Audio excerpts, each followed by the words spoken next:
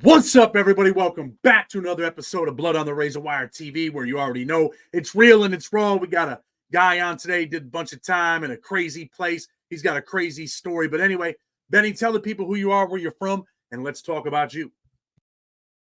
Yeah, my name's Benny. I'm born and raised in California, and moved to Oregon in 2010.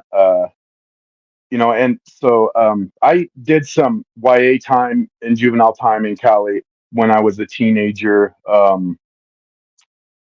Get that out of the way because it'll set some context later. And yeah, and so in 2020, like COVID, we're in the middle of COVID, and I had just gotten out of this crazy relationship, and wanted to get out of town. And so like I was a well driller, and I couldn't cut pipe. Like I had to torch pieces of pipe off to drive them down in this area, and the fire hazard was too much. So I got laid off of work. So I just was like, fuck it, I'm gonna get out of town and go go see what Colorado has. It was bow season, and I'm into bow hunting. I couldn't legally own a firearm because of an assault charge I'd caught in 2014. So I headed to Colorado, and you know, during that trip, uh, ended up catching a case and doing some time in that system, um, which was an experience in and of itself. Um, so Talk yeah, about let's talk that's about let's talk about Colorado and how you end up going to prison. You're involved in some crazy ass shootout with the cops. What happens? yeah. So like at the hunting camp, I had started drinking, and I I don't do well on alcohol most of the time, and so I there was a confrontation at the hunting camp, and I decided to just leave that area, and so I left and was still drinking as I was driving, and so I didn't know where I was going really, just was getting out of there, and I'm like I put my truck in four high, and this is a I'm on a gravel road, and so I could mob. Like I was getting it, and wasn't really paying attention to where I was going or what I was doing, and ended up getting my truck stuck in a canal that was on the O'Toole Ranch in Wyoming. And instead of this is the stupidest thing. Like I had a fucking digging bar, a pick, a shovel, a come along, everything I had needed to get my truck out, but I decided to fucking just grab my pistol and go hike back. I didn't know I was hiking back into Colorado. I was just going to the closest buildings I could see, and seen a truck with the keys in it, some old Toyota T100, I think it was, and got in it and took off. And so then, I'm heading back south, and didn't know where I was going or what I was doing. I'm just driving. And I seen two sheriffs pass by me, and like I said, in my head, I knew like fuck, I'm hit, and um, so yeah, fast forward however long it took them to go and turn around and get behind me and hit the lights, and when they hit the lights, I just hit the gas and um, uh, pulled out my pistol and thought like the thinking was, if I fucking fire some shots at them, they'll fucking just let me go or whatever.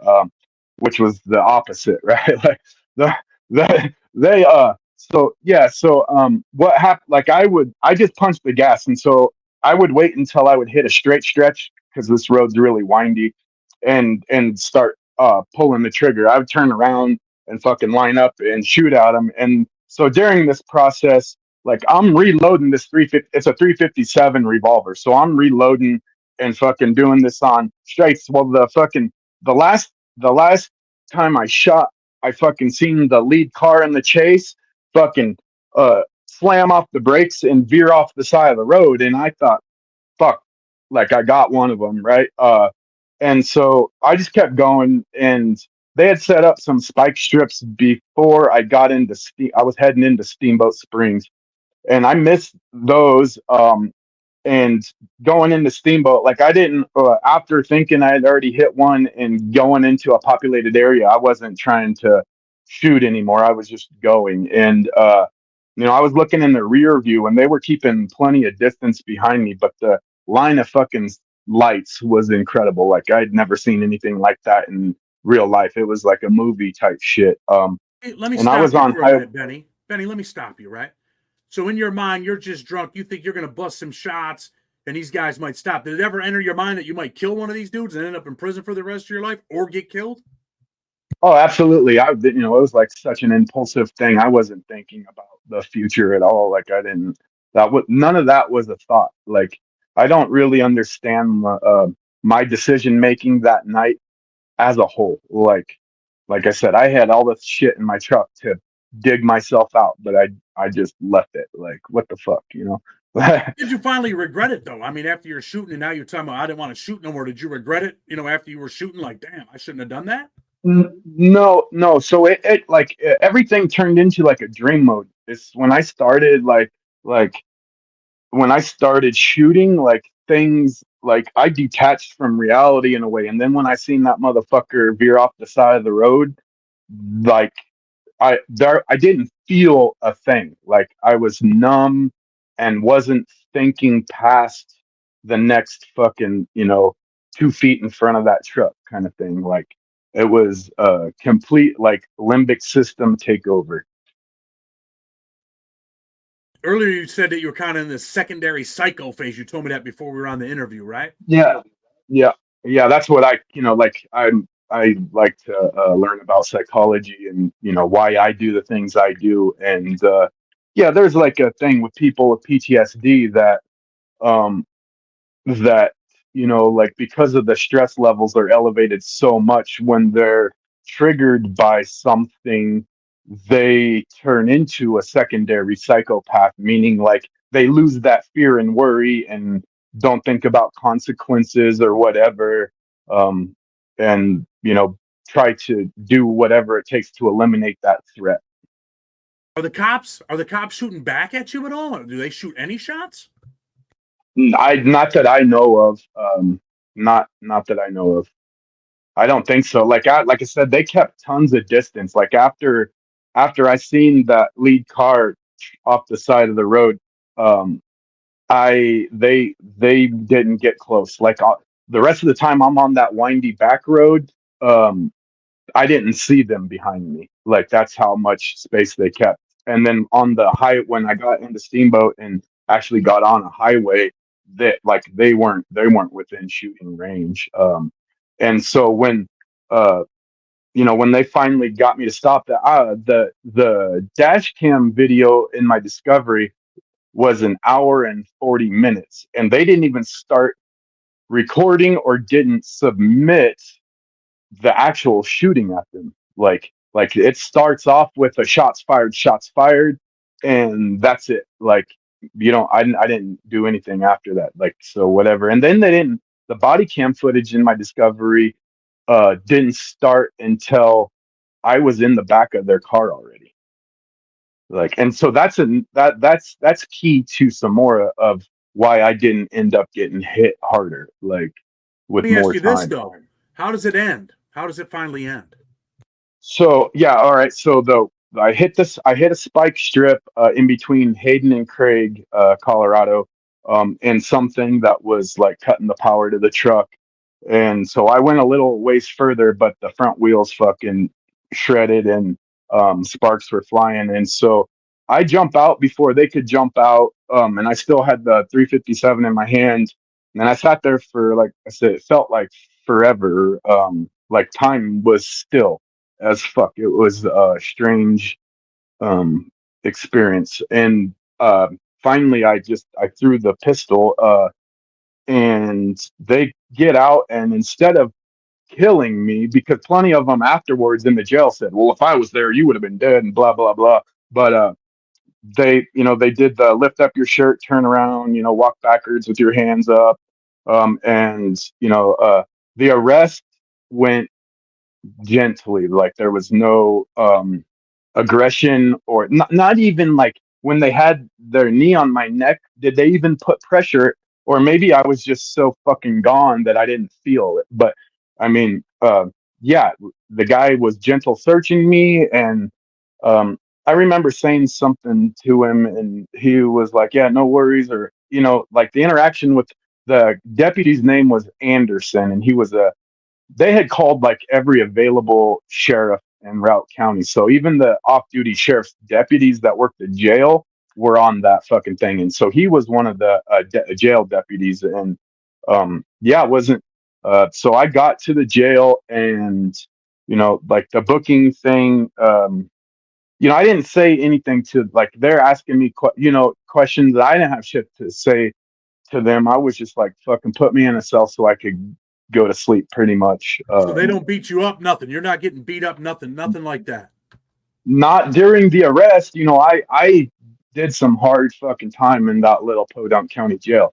Like, I didn't fucking get clothes, mattress. I got a smock, and fucking got to sleep on a smock on the concrete. Like, I still have discolored skin on my hips from where it rubbed fucking sores on me from sleeping on the concrete. Like, and I mean, yeah, and I've gotten fights with some, was it fucking Corporal Schultz was this old deputy. Like, I got into it with him and this younger one. I don't remember his name.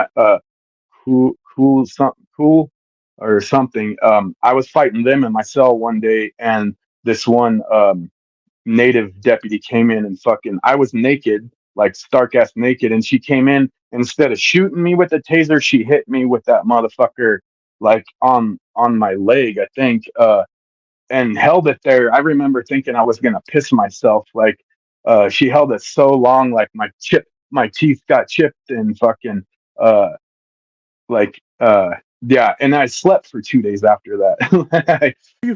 Why are you fighting with the cops in the jail? I mean, are they singling you out because you were shooting at the cops, or like, oh, you're a piece of yeah, shit?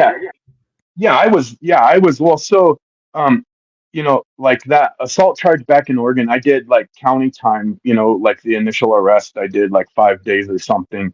And and I did that time as a kid, but I'm like, hyperactive, don't sit still, need to be doing shit and have room or whatever. And so, and that, yeah, so I'm not doing well in this. And I was having a psychological break before the incident, and the incident just compounded it. So I'm like a feral animal in their jail. I mean, like they said that in one of my hearings, like, they denied my bail reduction. Like, I think my bail was like at a quarter million or a half million or something shit like that. And they wouldn't reduce it because of my belligerent, that was the DA's term, belligerent behavior in the jail. And like they were, yeah, I didn't, like I said, I didn't have a mattress or none of that shit. So I was bucking bad. So you're sitting in the county jail. You got these charges for shooting at the police. What are you thinking in your mind? Are you thinking your life's over with? How much time are they talking about when you're going to court? Ooh.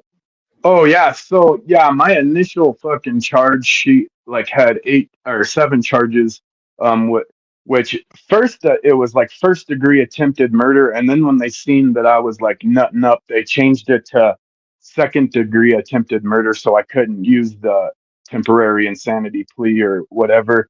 And then it was like aggravated motor vehicle theft, previous felon in possession of a firearm, felony eluding, and so the yeah, it was like 42 years was the number that Colorado hands out time.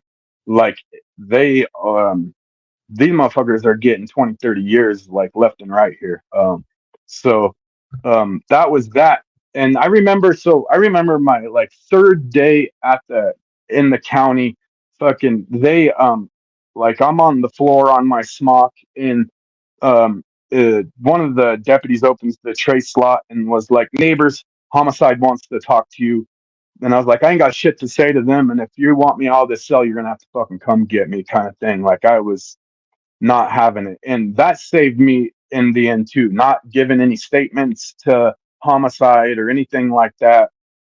Because of my experiences with police and friends' experiences, I know better than to say shit, because anything you say is going to be used against you, like it says, and they'll twist whatever they can to fucking get you with this. So I just didn't communicate anything. So how do you end up? I mean, how much time do you end up with? That's what people are going to want to know. You're obviously you're So out here. This yeah, shit's going on around COVID. How much time do you end up? yeah. So I got an 8-year stipulated sentence to DOC for an assault with a deadly weapon.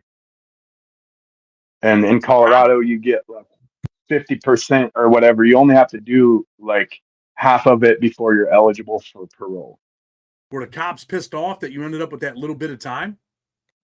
Not like so no.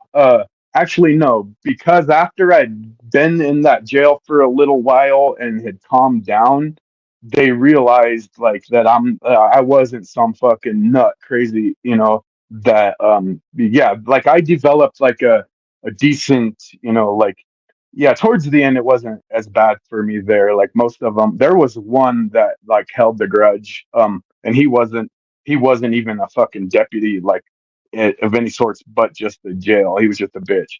But the rest of them actually treated me well. Like after about a month, I started being treated okay, and they would like I wrote a lot in county jail. I'd fill up those little legal pads with poems or I just wrote like, and they would give them extra all kinds of shit. It wasn't bad. So no, they weren't upset about it. Like just that one, his name was Coy.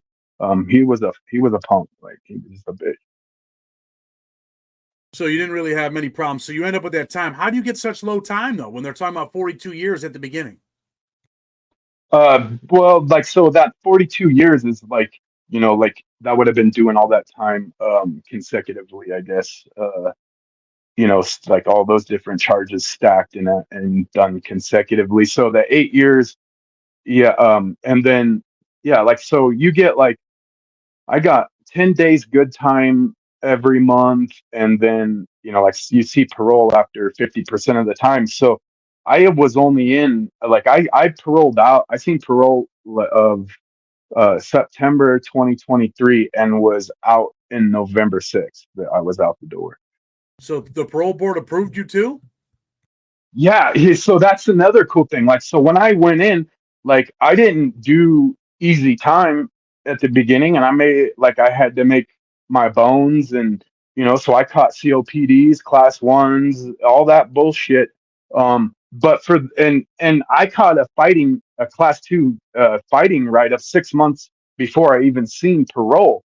When I seen parole, I know your case manager talks to them before you do, and I think my case manager was trying to make the parole make me stay, like tell him like, hey, this guy doesn't need to get out or whatever. But my parole interview like was only 5 minutes long, it seemed, and she asked me like, so like she was like, you're 40 years old and or 41 years old, and this is the first time you ever been to prison. What led you to prison? And I told her the truth. I thought it was a trick trying to make me accountable or see if I would be accountable or whatever. And so I just was honest. That was simple as that. Was honest with her, and she was like, well, like she's like, well, what are you gonna do for work when you get out? And I was like, look, I have tons of skills. Like work's not going to be a problem. And so she was like, well, Mr. Neighbors, it sounds like you had, a relatively decent life before this incident. And so I really don't think you belong in prison, and I'm going to let you go. Good luck.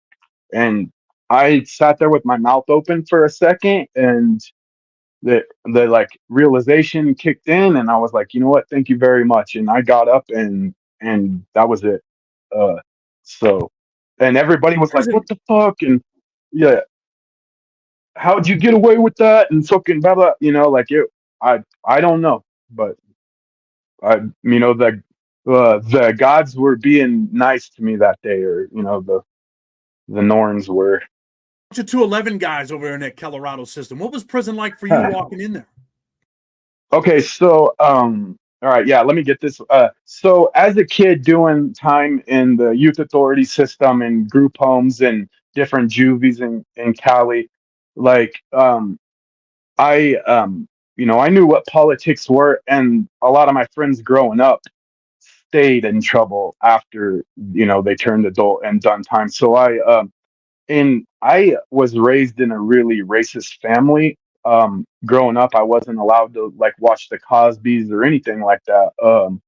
And so like after I got out of um, juvenile trouble and like I joined the skinhead movement, like as and so I'm blasted with fucking 1488. I got fucking sun wheels, runes, bind runes. I mean, shit all up. Like I'm tatted back, like with political work.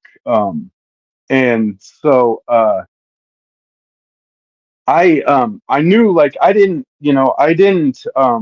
want to be considered a wood in the system be because of the stories I've heard about woods being stepped on and used just as crash dummies and all this other shit.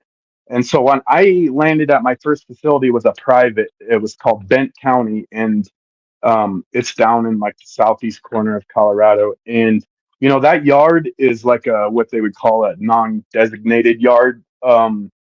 So there's a lot of dropouts. There's a lot of sex offenders. It's a shitty place to be if you don't want to be around, what they would consider trash or whatever. And so, I'm thinking like it's gonna be something different than before I got there. Like I had like settled in my mind like this is gonna be a rough trip. You know what I mean? Like with all the work I got on me and all this shit, it's and so I went into Bent County like that, and then realizing it was kind of like a trash yard, and thinking back, I should have stayed there, but like I had multiple altercations. And so when I first hit the pod, there was no 211s in that pod. It was just there was two other white dudes, Woods, and 211 associates, I would call those guys.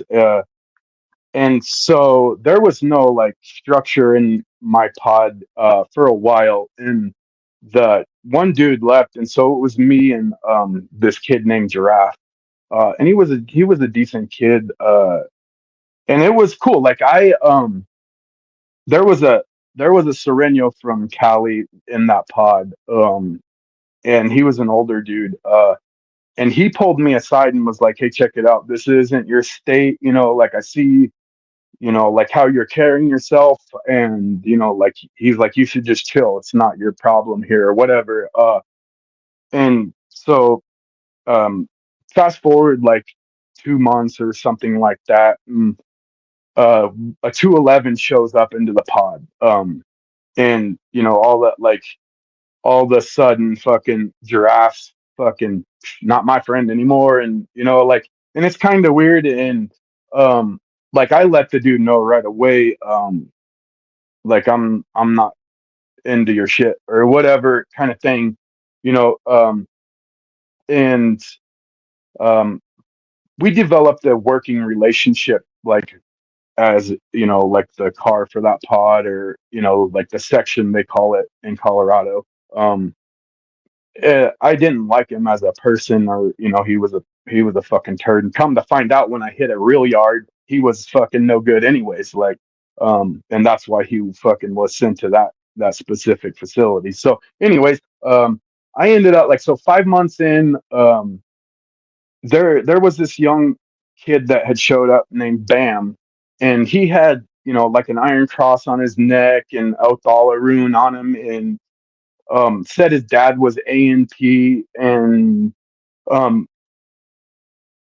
his paperwork checked out. Like he didn't fucking have an S rating or anything like that. So like I took him in like personally and fucked with him, and come to find like I was getting like these kites from dudes saying, "Hey, I know that guy from county, or I know like he's like one of the guys in your circle's no good. Like I know from county, and I can't speak on it quite yet, but whatever." And for me, I thought it was caveman. I thought it was the 211 cat that they were saying was no good, right? And then fucking, I remember one day before the 11 o'clock count, um, fucking this dude comes up and he's got this JPEG and it's a fucking newspaper article with this kid's name on it saying like he was wanted for being an unregistered sex offender and all this shit out of Illinois.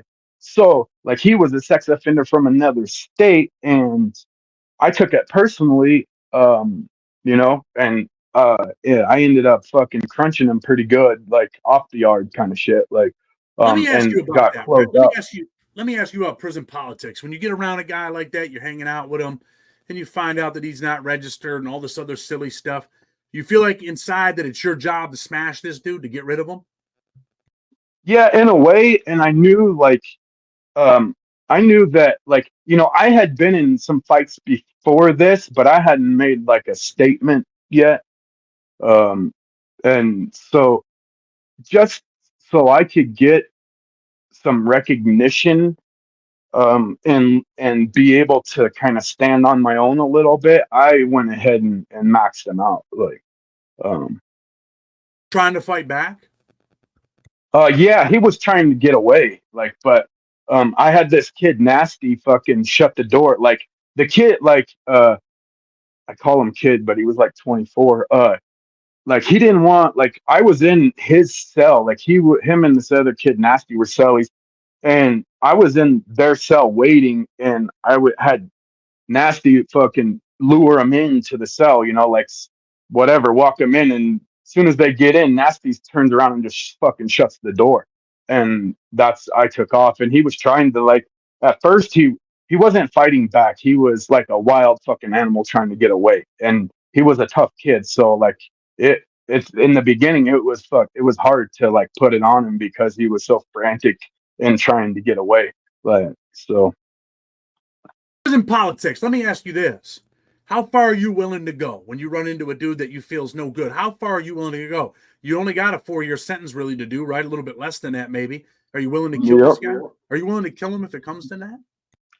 um Well, so like, no. As far as removing someone, I don't think I would kill someone intentionally.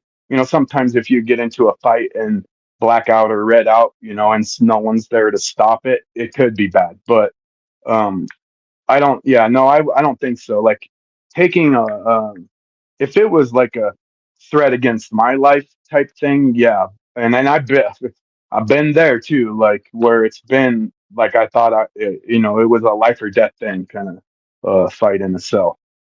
Get there in a minute, but your ultimate goal right now is to get rid of this guy, right? Not to kill him, Yep. just to what? The ultimate goal is what? Get him out of the unit, never see him again. Like, Yeah. I didn't know.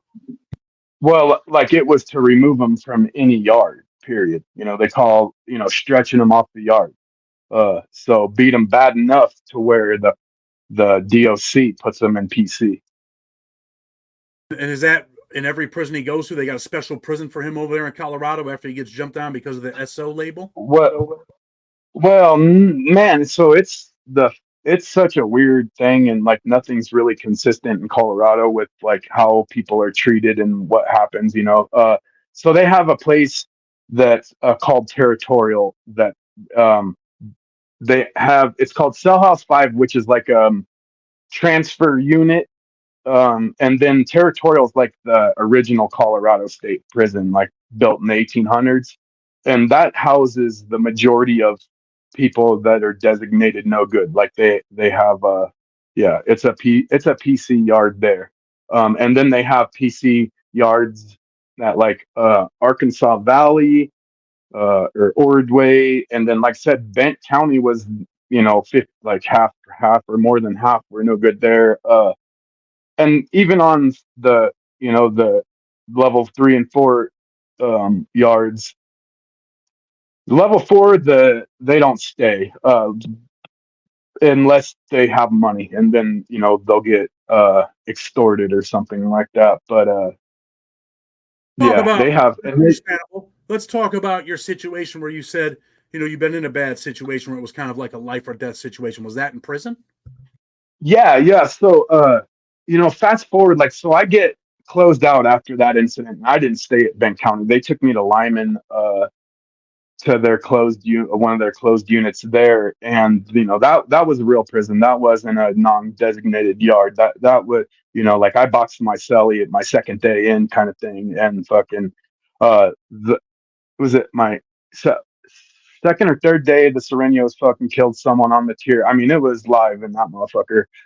All the white dudes had black eyes all the time for violations and shit. Like, they called that unit 2 the Thunderdome, kind of. And so, um, yeah, I still carried myself the same way, and so because I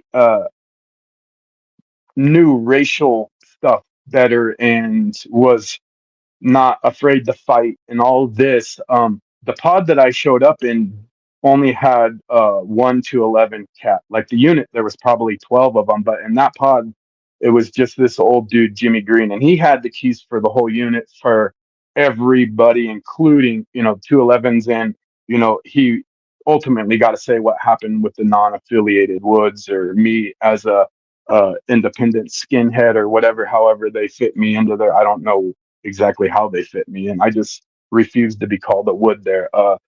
And he started coming to me when new guys would roll in or something like needed to happen. He would ask me what I thought needed to happen in that situation.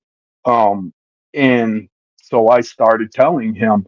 And the guy that had the keys for the wood pile spent all his time in his fucking cell, high or sleeping or what the fuck. He wasn't present to make decisions like that needed to be made. So he himself, like, after seeing the way that Jimmy was fucking with me and doing all that, like, was like, hey dude, like, I'm just gonna give you the keys, because whatever. He's like, like, you can't tell me what to do and I won't tell you what to do, but you can have the keys or whatever. Just kind of bitched out of, like, the situation in that pod.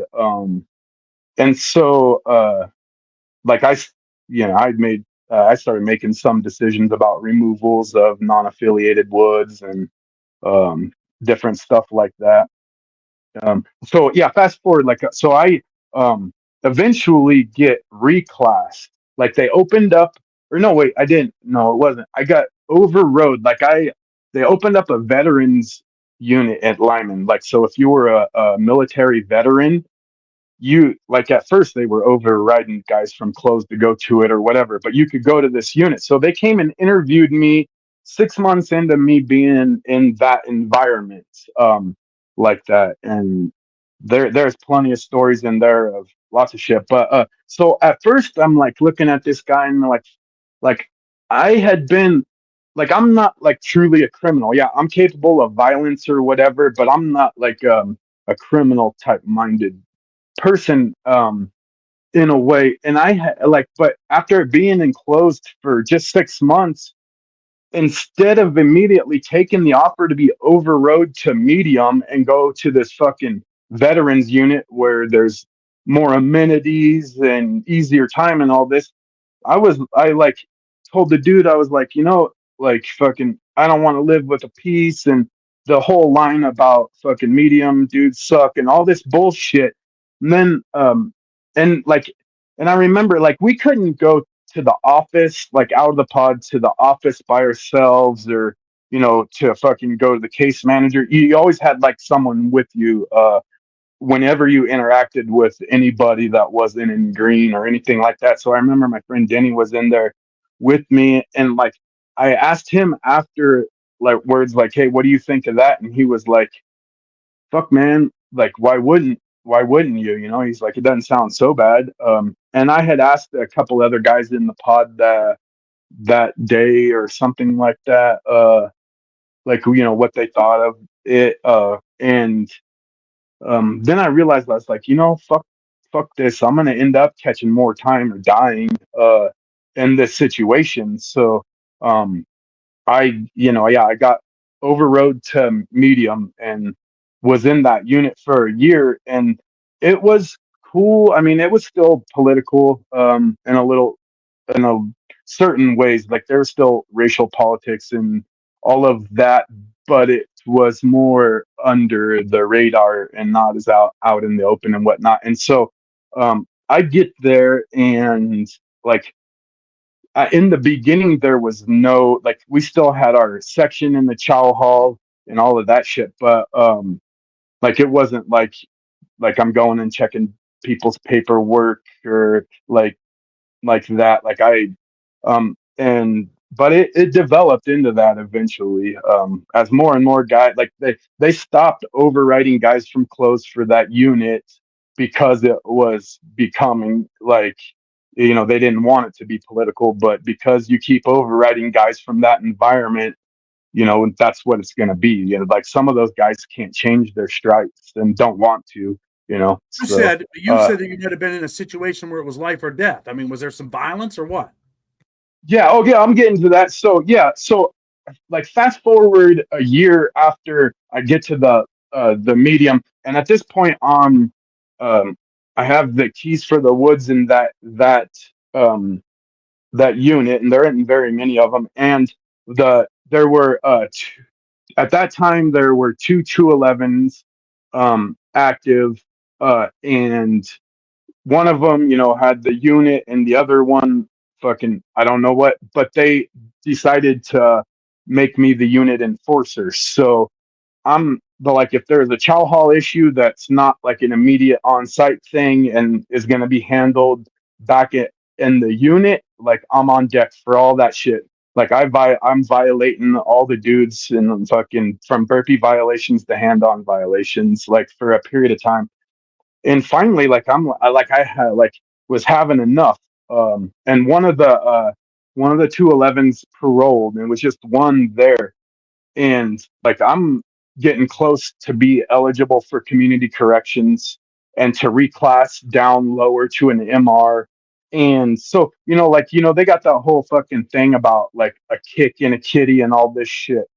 And to me, it's paying rent or it's extortion. I don't give a fuck if the 211s have to pay it. I'm not a fucking 211, and I'm not one of your fucking little, like, I'm not going to be paying you fucking money every month kind of thing. Like having a kitty for guys that show up is different than paying them fucking, 10, $20 a month or what the fuck ever that kick was.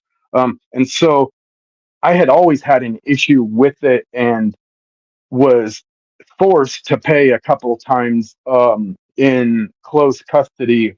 Um, like I would try, like, hey, there's more non-affiliated whites than there are 211s. Why aren't you motherfuckers standing up for yourself? And every time they would like, oh, well, to talk shit behind closed doors, but when it came time to pay that fucking kick, they were the first ones to do it. So anyways, like I became non-compliant. Like I'm not paying fucking rent, like whatever. And there was a guy that I was enclosed with in that fucking pod with me when I hit, that when I got to close, he was timid, like carried himself respectfully, all this other shit. Like, well, I developed a friendship, or what I thought was a friendship, with this guy. He, didn't come from a criminal background. He worked and all this other shit. And so I related to him in ways. Well, he was a Coast Guard veteran. And so I remember talking sometimes at yard, you can talk to different units through the fence, and telling them, like, why don't you come over here and blah, blah, blah. And at first, he was like, "Oh, fuck that, I'm busy, fighting my case and all this." And then he finally does, and when he gets there, um, he starts, instead of being the timid, respectful dude, he starts bullying fucking Nax, and like, and it was getting on my nerves, and so I had this buildup of like, um, not wanting to fucking comply with like the fucking gang politic part. Like I said, violence is okay, but like I'm not a criminal and I don't want to fucking pay rent. kind of deal. Like I limited like I was the facility welder at Lyman after I got reclassed to medium. So, when you're the facility welder, you have access to fucking lots of cool things, right? But I wasn't like, fuck you, I'm not bringing you back shit, like, kind of thing. Like I stood my ground and was non-compliant. And so eventually I got into a thing with Jaeger, like, about the kick thing, because like I said, I was fucking not having it, and everybody else behind closed doors weren't having it. But then the 211 dude calls me into his fucking cell. It was on May Day, like it was a bloat day. I just got back from a bloat, and he calls me in and he's like, "Well, what's this I What hear the hell is a about bloat? you?" What's a bloat day? I don't know what that is, and neither do the Oh viewers. yeah, bloat. It means sacrifice. It's a religious festival for Asatru or heathens or Odinists or whatever. Yeah. So Okay, so you like get back. What happens? yeah, so the 211 dude calls me in his cell and was like, "Hey, I hear, you don't want to pay the kick and blah, blah, blah, blah, blah." And I'm looking on his fucking desk and I see the piles of stamps and shit and I counted them and I realized like mine's the only one not there. So all those dudes that were saying they weren't paying and all this other shit, paid. And so I'm like having a conversation with them about it. And I was like, "Look, I told you 2 months ago, like, I'm not paying you shit. Like, if you want some shit like out of the shop, like, they had this ruse rock that would polish stainless steel, and I would get them sandpaper for their tattoo needles or shit to polish, but I'm not bringing back metal or whatever." And I told him, like, if you want something like that, I'll give that to you, but I'm not fucking paying you rent like that. And he fucking was like, and there was like a new general just hit the yard. A younger kid took over the yard.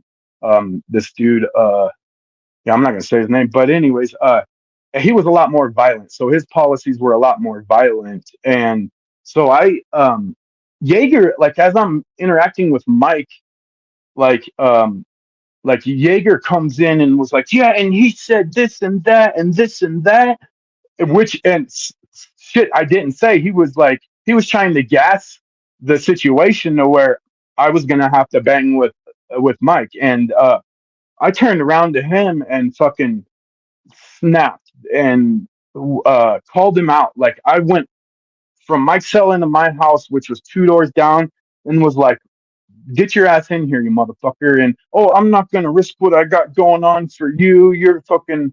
But and I was like, "Motherfucker, I watch you pick on these fucking knacks all the time, and you can beat women. So what's up? Come in here and fight a man."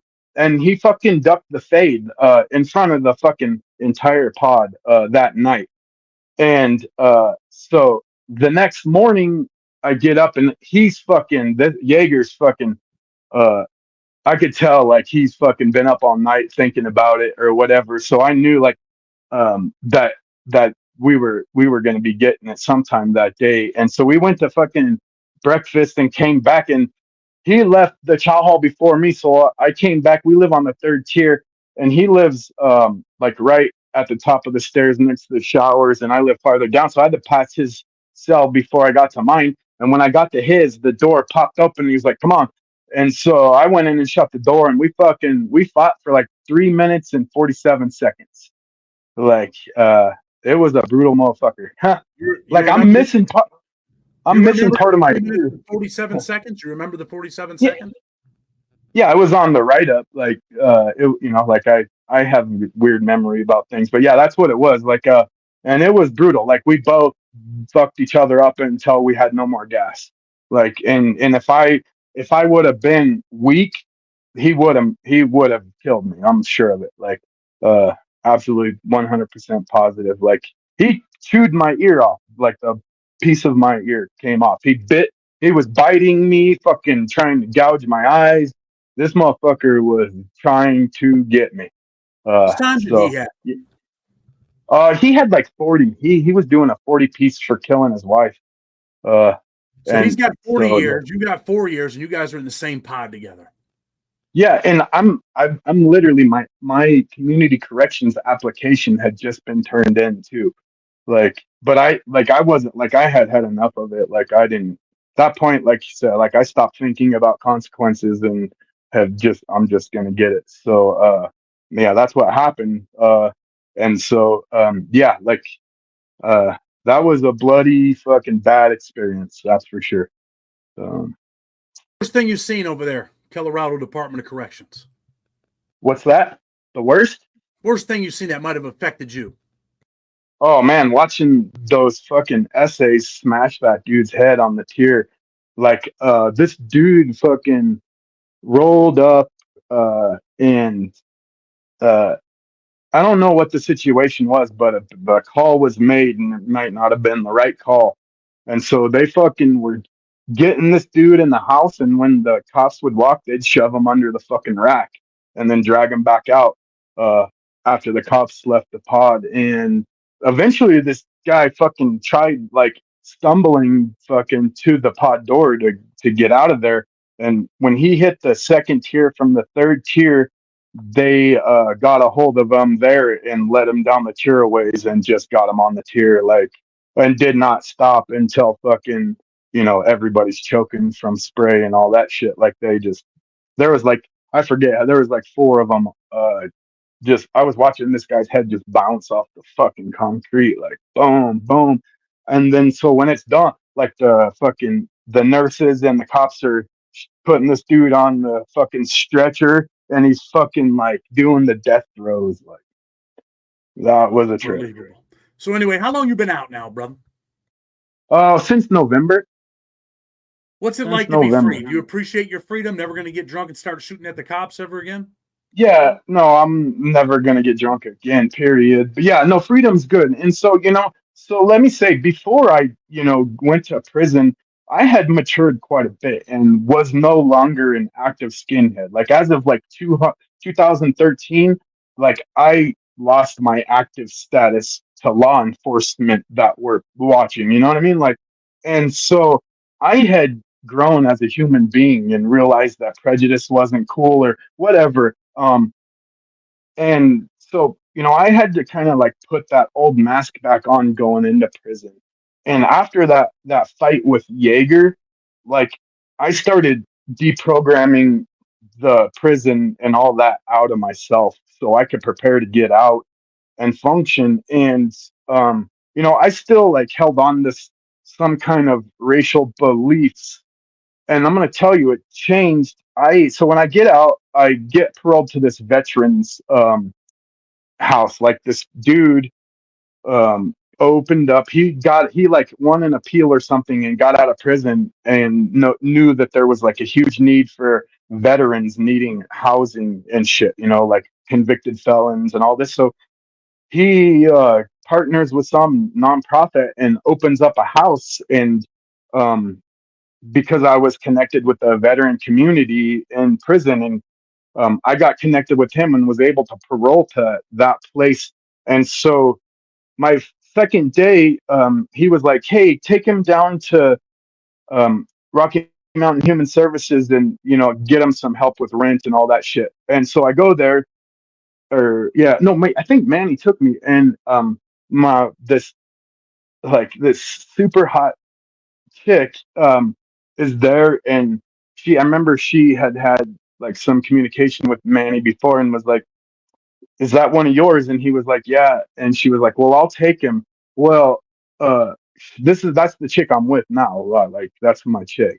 Yeah, We might have to do a she's part two, but anyway.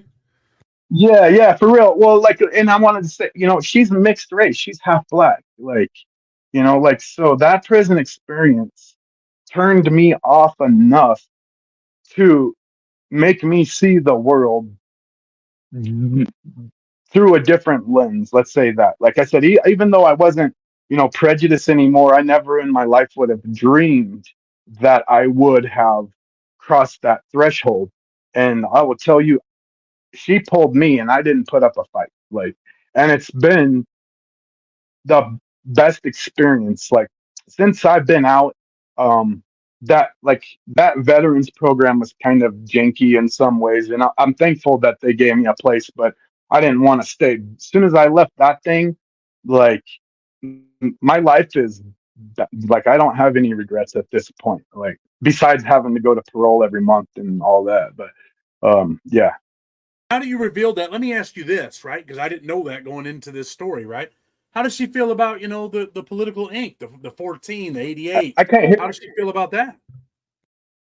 Oh yeah, so I like she knew, what I used to be and about like, and I asked her like, like how do you feel looking at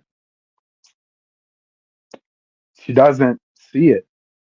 I mean, sometimes she'll like trace the tattoos like on my skin, like when I have my shirt off or whatever, but usually it's just the runes. It's not like but she doesn't see it, and like she was never exposed to anything. So she really don't know what those numbers mean, like, or I mean, I'm sure she knows what the Iron Cross with the 23 and all that is, but it doesn't, yeah, it doesn't affect her. And I don't, funny thing, like I don't look at her like that either. Like I don't see the color on her.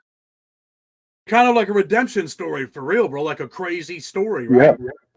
Yeah, dude, like, it took, it for me to evolve as a human being, it took that like traumatic, horrible, fucked off experience to elevate me to the next level, I mean, that's how I look at it. Yeah, like, and it's fucked up. And, like I do feel bad for what I did. Like I don't, like I feel bad that I could have took a man away from his family.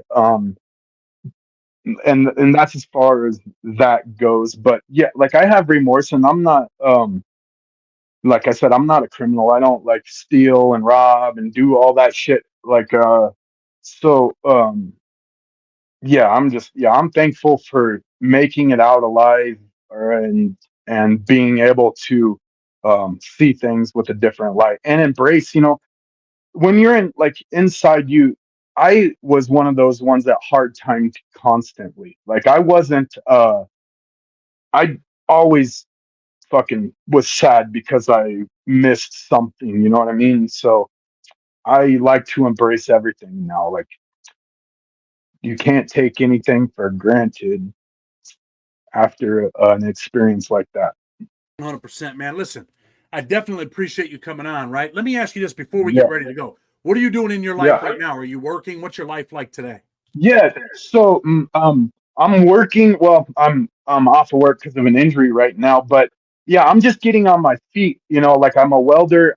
I'm a weld driller is what I do, but I can do lots of shit. So I got a job as a fabricator welder, and I'm stacking cash so I can get my own welding truck and gonna start a mobile welding company. That's like my future business goals, and I'm gonna marry this chick.